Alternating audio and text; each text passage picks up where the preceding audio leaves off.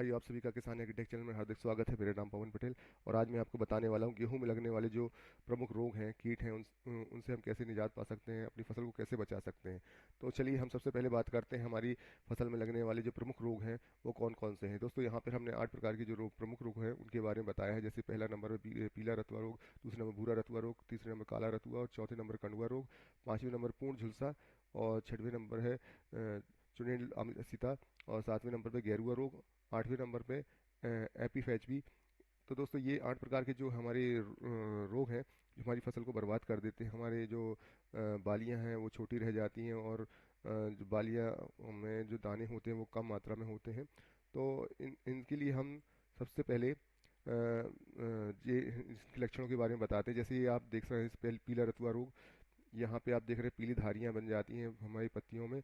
और ये देखिए काला रतुआ रोग, इसके ये देखिए काले काले और ये पत्तियां भी में काले काले धब्बे दिखाई दे रहे हैं आपको। और ये भूरा रतुआ रोग, पत्तियां भूरे रंग की हो जाती हैं। और ये हमारा कंडुआ रोग है दोस्तों। ये जैसे आपने धान में देखा होगा हल्दी घाट टाइप के जो गांठ बन जाती हैं, यहाँ पे काली गांठ बन जाती है हमारी बालियों में और बालियों के दानों को नष्ट कर देती हैं दोस्तों। तो इसके लिए हमें क्या है, सबसे पहले हम जो सावधानी बरत सकते हैं ये रोग ना लगे उसके लिए हमें जो सबसे पहले में रोगों से बचने के लिए उन्नत और प्रतिरोधी किस्मों का चयन करें।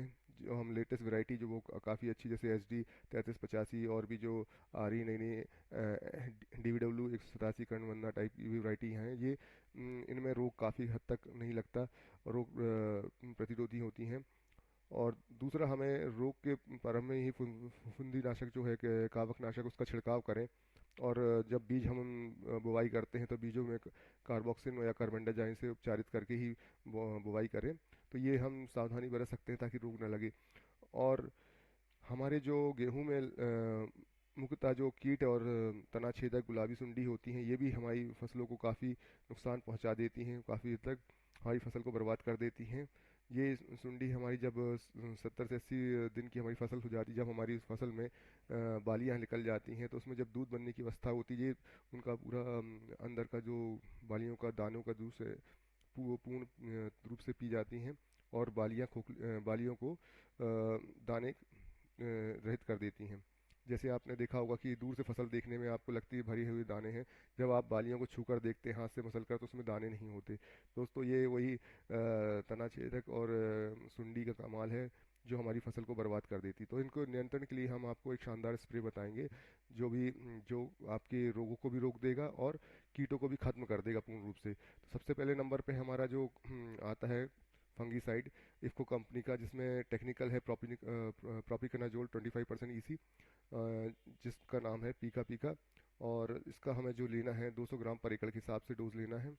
और इसके साथ ही हम जो इंसेक्टिसाइड है, यहाँ पे हमने बायर कंपनी का सोलोमन लिया है। ये इसमें 10% अमिडाक्लोप्रिड और 5% बीटा साइफ्लोथ्रिन होता है, जिसका हमें 100 ml पर एकड़ के हिसाब से लेना है।